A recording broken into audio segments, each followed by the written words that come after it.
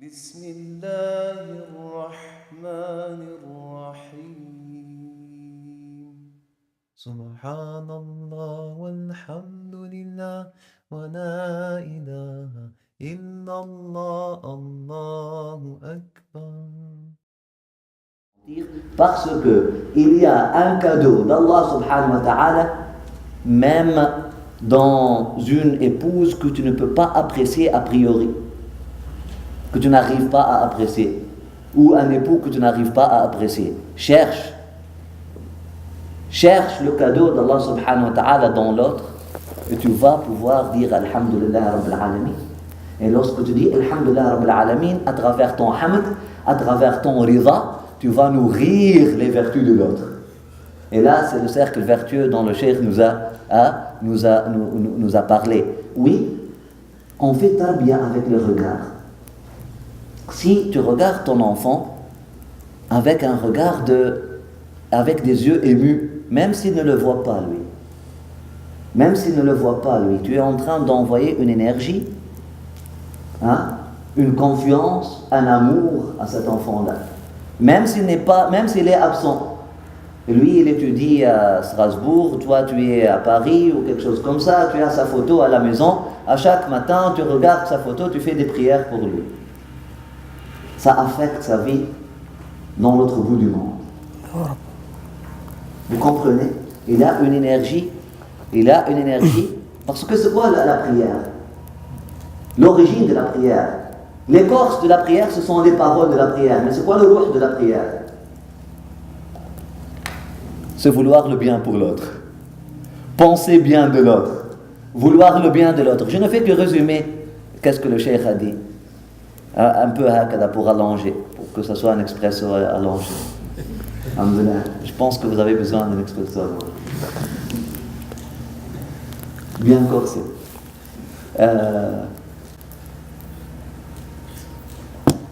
Donc, nourrir l'autre avec nos pensées, construire l'autre avec nos souhaits. Parce que c'est ça la prière. Le dua, c'est pas des musmuzmaz, c'est pas des abracadabra, c'est pas juste des paroles. C'est l'écorce de la prière. Mais le cœur de la prière, c'est vraiment vouloir le bien pour l'autre. C'est vraiment vouloir nourrir l'autre. C'est vraiment souhaiter le bien pour l'autre. Donc, même si tu souhaites le bien pour l'autre, tu ne bouges pas tes lèvres avec une prière, c'est une prière. C'est une prière en soi. Souhaiter le bien pour quelqu'un. Donc, Alhamdulillah Rabbil Alamin, lorsque je regarde mon époux, je regarde mon épouse, ou je regarde mon enfant aussi, je peux le nourrir avec mon regard comme je peux le détruire avec mon regard. Les gens aujourd'hui, aïn, ruqya ya sheikh, na'atik tarqiya wa anta tahib ruqya. Na'atik tarbiya. Non, ruqya. Na'atik tarqiya, élévation. Non, ruqya. Shni ruqya. Juste mets ta main et lis quelque chose pour que les démons... Et on dit, tu es ton propre démon. Ya Rab. Tu es ton pire démon. صحيح. هذاك الدémon ضعيف. Le mal que le démon, que Shaitan te cause, au mal que tu te causes toi-même, même lui parfois il a pitié de toi. Wallahi, kaidou da'ifa. Il y a des ulama qui ont dit que le Shaitan da'ifa, la stratégie, le stratagème de Shaitan sont faibles par rapport à quoi? Il y a des ulama qui ont dit par rapport à la rahma d'Allah subhanahu wa ta'ala, bien sûr. Mais aussi il y a des ulama de façon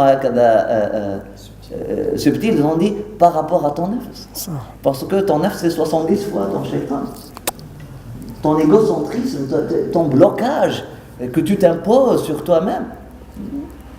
Donc, veillez, le aïn, les gens on veut aïn, c'est ma voisine qui a pris de aïn. Et puis, avant de penser au aïn de la voisine, combien de fois tu as regardé ton enfant ou ton mari ou ton épouse avec un regard vraiment de mépris, avec un regard de... Si je trouve à la tunisienne, si j'ai les moyens, je vais essayer comme ça, l'écraser une force.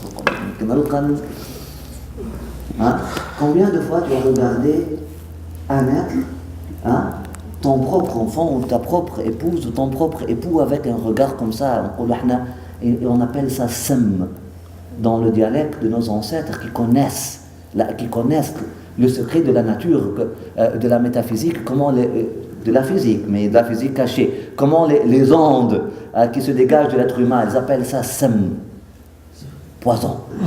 Ça empoisonne l'autre. C'est pas juste ça empoisonne toi, c'est juste vraiment, c'est du sem. Tu regardes quelqu'un avec un regard de mépris, khalas. On n'a plus besoin d'un sorcier ou d'une voisine qui envie parce que lui, il est allé à l'université, son enfant n'est pas allé à l'université pour détruire sa vie. Tu l'as fait.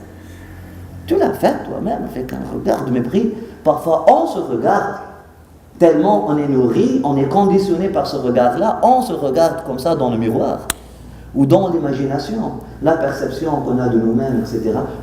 C'est destructif à 100%, beaucoup plus, wallah, que la magie noire, mes chers frères et sœurs. Et la magie noire n'aura de pouvoir sur vous que lorsque vous êtes vulnérable à elle. Et vous êtes vulnérable à la magie noire lorsque vous n'avez pas de racines. Mais un arbre bien enraciné, même si quelques maladies viennent, ça va repousser après ça. Printemps, pluie, bismillah. Tu dis, c'est mort? Non, il n'est pas mort, parce qu'il est bien enraciné. C'est quoi nos racines? C'est Alhamdulillah Rabbil Alamin. Nos racines, c'est Alhamdulillah Rabbil Alamin, Ar-Rahman Ar-Rahim, Malik Yawmiddin. Hâdhum les racines. Hâdhum les racines. Et là, on pousse. إياك نعبد وإياك نستعين اهدنا الصراط المستقيم صراط الذين أنعمت عليهم غير المغضوب عليهم ولا الضالين. Et là tu trouves tes branches et là tu vas pousser de façon balancée comme ça غير المغضوب عليهم ولا الضالين, mais tu es صراط الذين أنعمت عليهم parce que tu es bien enraciné. Alhamdulillah Rabbil Alamin. D'ailleurs, de façon symbolique, on commence le mariage avec quoi? C'est quoi la première étape d'un mariage islamique? Ne disent pas que les chouyours vous ont dit c'est bid'a. Et même ces chouyours qu'ils ont dit bid'a, khutbat al-nikah ou khutbat al-ba'a, elle commence alhamdulillah nahmaduhu wa nasta'in. Alhamdulillah. Au moins il y a alhamdulillah. Avant d'aller bid'atun dalala ou dalala. Mais il y a alhamdulillah. On est d'accord. Parce qu'il y a des chouyours qui sont venus, cheikh, tu récites la Fatiha dans le mariage, c'est une bid'a. Bismillah. Qu'est-ce qu'on fait? Il faut dire juste le serment de mariage, le serment que le prophète sallallahu alayhi wa sallam a fait. Il a fait juste un seul. Il a dit, oui, il y a un seul que nous avons dans notre halas, c'est le seul que tu connais, on va le faire. Ça commence par quoi? Inna alhamdulillah, khalas. C'est pour vous dire que le mariage, que même la cérémonie de mariage, elle commence avec alhamdulillah. De façon symbolique, c'est très très bien, c'est très important de penser. C'est juste alhamdulillah. Un mariage qui n'est pas bâti sur alhamdulillah, c'est un mariage fragile. Il faut que notre relation, n'importe quel projet humain, il faut que n'importe quel projet humain, le projet individuel, comme le projet collectif, comme cette retraite-là, n'importe quel khutbah, le prophète sallallahu alayhi wa sallam a dit, le khutbah, le sermon qui ne commence pas avec alhamdulillah, il est abtar. Qu'est-ce que ça veut dire abtar? Déraciné. Subhanallah. Regardez l'image que le prophète sallallahu alayhi wa sallam a fait. Il a dit la parole qui ne commence pas avec alhamdulillah, elle est abtar, elle ne donne pas de baraka. Pourquoi abtar? Elle est coupée. C'est comme un arbre qui n'a pas de racine. Tu as coupé un arbre, tu l'as mis comme ça. Est-ce qu'il va tomber? Il n'est pas en équilibre, voilà. Équilibre, c'est comme ça, bien planté. C'est quoi les racines? C'est alhamdulillah. C'est alhamdulillah. Vous me suivez? Alhamdulillah. Vraiment, il faut trouver alhamdulillah. Le cheminement spirituel, nous avons parlé de la chemin du bonheur, c'est vraiment apprécier l'amour d'Allah, ce que Allah subhanahu wa ta'ala a envers toi. Regardez la faveur d'Allah subhanahu wa ta'ala envers toi, en toi et en l'autre, ton voisin, la parole qu'il t'a révélée, le fait que tu es un être humain, le fait qu'il t'a donné une femelle à côté de toi, le fait qu'il t'a donné un mâle à côté de toi, le fait qu'il t'a donné un enfant, le fait qu'il t'a donné etc. C'est ça que j'ai à vous dire, Inch'Allah. Il faut vraiment pousser dans cette appréciation-là. il faut vraiment développer ce hamd d'Allah subhanahu wa ta'ala, cette appréciation-là, il faut vraiment réjouir des cadeaux d'Allah subhanahu wa ta'ala. Et j'insiste pas vraiment assez. C'est pas juste théorique, il faut le vivre. Et vous allez voir que vous conditionnez l'autre avec le hamd. Commencez une retraite avec, on rentre à la retraite spirituelle, il n'y a pas tant de personnes, hein. Ça va affecter l'énergie jusqu'à la fin de la retraite, ça va pas être. Rentre dans la retraite, subhanallah, alhamdulillah, alhamdulillah, alhamdulillah. Si vous avez vécu quelque chose ce matin, c'est parce qu'on a commencé la retraite avec alhamdulillah, il n'y a rien de spécial, il n'y a rien de magique. Vous voyez, parfois on parle et puis ça fait dormir, ça fait endormir. Il n'y a rien de magique dans la parole elle-même ou dans la pédagogie, il n'y a rien. Juste comment nous avons franchi la porte. Dites alhamdulillah, rentrez par la porte, dites alhamdulillah. Le mariage, il faut le rentrer par alhamdulillah. Maintenant, qu'est-ce que cela veut dire tout ça? Il y a une parole de sagesse qui dit tazawwaju fuqara yughnikumullahu min fadlih.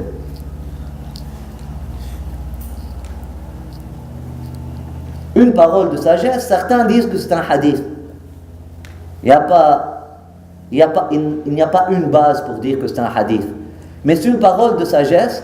On est sûr que Imam Ali l'a dit, par exemple. Pour moi, il n'y a pas une différence entre une parole authentique de Imam Ali ou une parole authentique de Rasulullah sallallahu alayhi wa sallam, une parole authentique d'Abu Bakr ou une parole authentique de Rasulullah sallallahu alayhi wa sallam, parce que ces gens-là, قالوا قول الصحابي عندنا بمثابة الحديث المرفوع, parce qu'ils ne disent pas des choses de leur tête. Si ce n'est pas une chose qu'ils ont entendue de vive voix du prophète sallallahu alayhi wa sallam, hein, voix à la fin X du prophète sallallahu alayhi wa sallam, ils l'ont apprécié de vive voix à la fin E du prophète sallallahu alayhi wa sallam, parce qu'elle était sur la voix à la fin E du prophète sallallahu alayhi wa sallam. Donc si ce n'est pas la voix à la fin X du prophète sallallahu alayhi wa sallam qui leur a communiqué cette connaissance-là, c'est la voix à la fin E du prophète sallallahu alayhi wa sallam qui leur a communiqué cette connaissance-là. Donc c'est authentique. Tazawwaju fuqara yughnikumullahu min fadlih. Maintenant, c'est quoi le sens? Plusieurs nous ont dit, mariez-vous pauvres et Allah subhanahu wa ta'ala va vous donner l'argent. Oui, mais c'est quoi la pauvreté? C'est pas la pauvreté matérielle.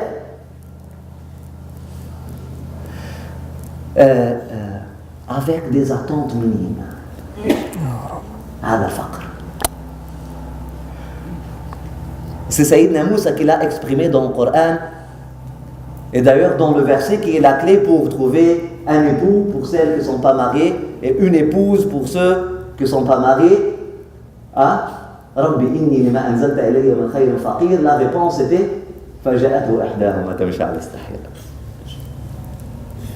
Mais c'est quoi sa prière? Il a dit Rabbi inni lima anzalta ilayya min khayrin faqir. C'est pas ya Rabbi, je veux qu'elle soit avec des yeux bleus et des cheveux noirs, et je veux ci, je veux ça, je veux ça. Il a dit ya Rabbi, le bien que tu vas me donner. Il a utilisé le verbe passé. C'est pas ya Rabbi inni lima satunzilu ilayya min khayrin faqir lima anzalta. Pourquoi? Parce qu'il est sûr que Allah subhanahu wa ta'ala l'aime, il est bien planté, il est bien enraciné dans le hamd d'Allah subhanahu wa ta'ala. Son projet individuel est bien construit. D'ailleurs, cette prière-là vient après une série de prières.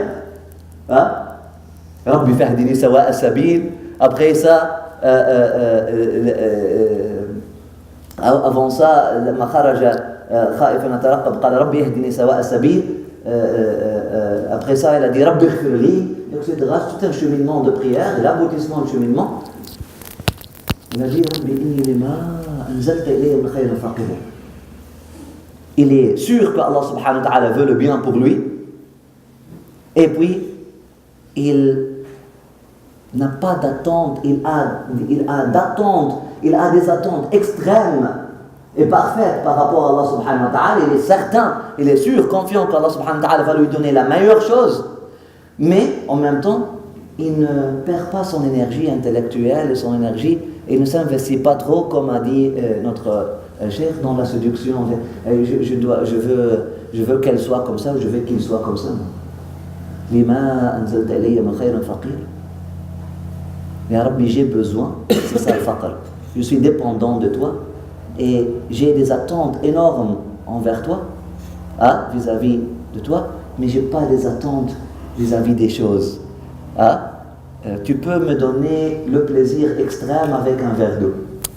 Tu peux me donner le plaisir extrême avec un morceau de pain sec. Mais oui, j'attends le plaisir extrême qui vient de toi. Mais j'attends pas que ce plaisir extrême me vienne à travers une Ferrari rouge ou à travers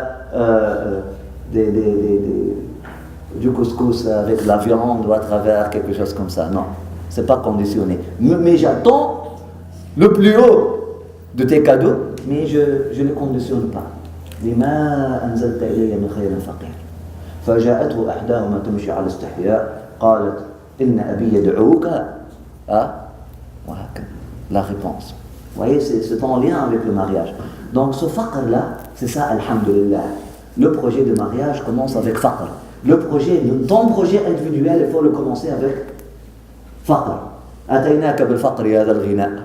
C'est comme ça qu'on rentre à la retraite. Lorsque moi je suis sorti avec le décollage de l'avion, je sors avec quoi? Les mains vides, le cœur vide, la tête vide. Je vais vers ces gens-là, ils ont des attentes, ils ont fait des lettres d'intention qui Ya Allah, qu'est-ce que je fais avec tout ça? Avec ces attentes, j'ai lisé les lettres, elle attend ça, lui il attend ça, lui il attend ça. Elle attend un maître spirituel, elle dit qu'elle attend un cheminement spirituel. Je n'ai que l'illusion. Je vais avec quoi? Non, tu sais quoi? J'ai commencé à chanter. Ataynaka bil faqr ya dhal ghina. Ataynaka bil faqr ya dhal ghina. Je viens avec ma pauvreté, celui qui est plus riche que tous les riches. Je viens avec ma dépendance extrême. Je ne compte pas sur moi. Je compte sur rien. Je ne m'attends pas à quelque chose de particulier. J'ai tourné, Habib Omar, il parlait de quelqu'un qui est allé sortir faire la da'wa et a été frappé par des pierres. Ya Rabbi, je ne m'attends pas à ce qu'il m'attende à l'aéroport. Je ne m'attends pas à ce qu'il m'attende avec un sourire. Si, khalas, je libère mes intentions, c'est là où j'ai écrit, je libère mes intentions. Voilà, je les libère. Je les libère de quoi? Je les libère de quoi? L'ikhlas, l'ikhlas al-niyya, c'est libération de niyya des attentes, de l'imaginaire, du cadre restreint qu'on veut, dans lequel on veut mettre la photo de la grâce d'Allah subhanahu wa ta'ala. La grâce d'Allah subhanahu wa ta'ala, tu ne peux pas prendre une photo de la grâce d'Allah subhanahu wa ta'ala. La grâce, inna al-ata imdaduhu mutanawwi'u. Ya habbatha dhaka al-ata al-mutanawwi'i. La grâce d'Allah subhanahu wa ta'ala prend de différentes couleurs. C'est quelque chose qui est vivant. Tu ne peux pas la mettre dans le cadre de ton imaginaire ou de tes attentes. Libère-toi de tes attentes. Dans un projet de mariage, il faut se libérer de ses attentes par rapport à l'autre. Et je ne fais que paraphraser que notre cheikh a dit, il faut que notre langage devienne un langage de devoir plutôt qu'un langage de mes droits vis-à-vis de l'autre. Devoir, c'est quoi mes devoirs? Par rapport à l'autre, c'est pas c'est quoi mes droits vis-à-vis de l'autre. هذا معنى تزوج الفقراء يغنيكم الله. Sinon, une naked va venir, une naked va apporter la misère. Si on est, elle ne m'a pas fait ça, il ne m'a pas fait ça, il ne me donne pas assez, il ne me sourit pas assez, il ne donne pas assez, etc. Fuqara, le seul sourire qui va venir, elle va changer ta vie. Parce que tu n'attendais pas à ce qu'il te sourie tout le temps. Le plus petit cadeau tu vas l'apprécier. Le plus petit cadeau qu'elle va te donner, tu vas l'apprécier. Qu'on se libère. Et là, Wallah, al-Wahid al-Ahad, Allah subhanahu wa ta'ala dit la promesse. In takunu fuqara, yughnikum Allah min fadlih. Vous allez être surpris et surprise par l'immensité de la générosité d'Allah subhanahu wa ta'ala. Mais lorsque tu as une imagination, moi je veux une épouse pieuse. Et là, dans ta tête, tu as une statue de l'épouse pieuse. Elle doit porter le hijab, mais à la mode en même temps. Et puis, elle doit se maquiller lorsqu'elle est dans la chambre. Et puis, enlever son maquillage, laisser un peu, lorsqu'elle est avec mes parents. Elle doit s'habiller de cette façon-là, elle doit cuisiner de cette façon-là, elle doit marcher de cette façon-là, elle doit faire ci, elle doit faire ça, et elle doit avoir un salaire parce qu'on vit en France. Et puis, après ça, tu vas. Khalas. Même si elle remplit 99% de tes attentes, 1% qu'elle ne remplit pas va être ta source de la chute, de ta faillite, de ton projet. Pourquoi tu t'es fait truquer de cette façon-là? Enlève les attentes. Ya Rabbi, j'attends ta grâce immense. الطيبون للطيبات والطيبات للطيبين صدق الله وعده. Donc, que je me consacre avec ce projet-là pour être tayyib, afin de trouver une tayyiba. Et pour être tayyiba, afin de trouver un tayyib. Wassalamu alaikum wa rahmatullahi wa barakatuh. Khalas. Laisse-moi me concentrer sur ce projet-là. Et ça va venir. Allah subhanahu wa ta'ala est grand. Et, pour paraphraser la dernière phrase que notre cheikh a mentionnée, c'est Allah qui est la tierce personne. Wallahu yasma'u tahawarakum. Allah, il est toujours là. Il est le Ahl al-Dhikr, celui qui est Ahl al-Dhikr wal-Hamd wal-Mahamd kulla Ahl al-Dhikr, celui, l'expert. Mais aussi, il y a les experts, effectivement, mentionner que le bien, lorsque vous êtes avec quelqu'un d'autre, à moins que il y a une solution qui s'impose. Là, on ne parle pas pour vider son cœur à sa maman. Là, que c'est un crime. Vous écoutez bien. Je parle à ma maman. Elle ne m'a pas cuisiné, elle ne me fait pas, si, je suis malheureux. Ou je parle à ma maman, il me fait, là, que c'est un crime. Envers ta maman, elle peut perdre sa chance de rentrer au paradis à cause de toi. Parce que toi, tu pardonnes le lendemain, mais elle ne pardonne pas.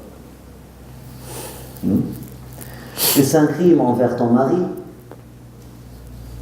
Après ça, mais j'ai rien fait de mal. Est-ce que tu as parlé mal de lui? Oui, mais lui, il n'a pas entendu. Mais bien sûr, elle a été affectée par tes paroles. Même tes pensées peuvent affecter le chat. J'ai mon chat, Sophie. Lorsque je suis fâché contre lui, il commence à jouer de façon... Lorsque je le regarde, alors que lui, il dort. Que je le nourris avec des regards d'affection et d'amour comme ça, subhanallah. Il se réveille après, il se tourne sur le dos, et il est tout gentil. Ça affecte les objets. Ça affecte, ils ont fait cette expérience-là. Ils ont dit, prends un verre d'eau et commence à parler à l'eau. Oh, tu es belle, masha'Allah. Mais tu n'as même pas besoin de mentionner le nom d'Allah, mais tu mentionnes l'essence de Hamd. Oh, tu es belle, tu es bénéfique, tu es la source de ma vie, tu es. Après ça, subhanallah, prends un autre verre d'eau, puis misérable, pollué, etc. Elle a dit, ils ont fait l'expérience, ils ont récité les belles paroles sur un verre d'eau qui était pollué. C'est une vraie expérience. Ils ont récité les mauvaises paroles sur un verre d'eau qui était bien à l'origine. Subhanallah. L'eau qui était polluée est devenue guérisseuse, pas seulement pure, curative. Et l'autre qui était curative est devenue empoisonnante.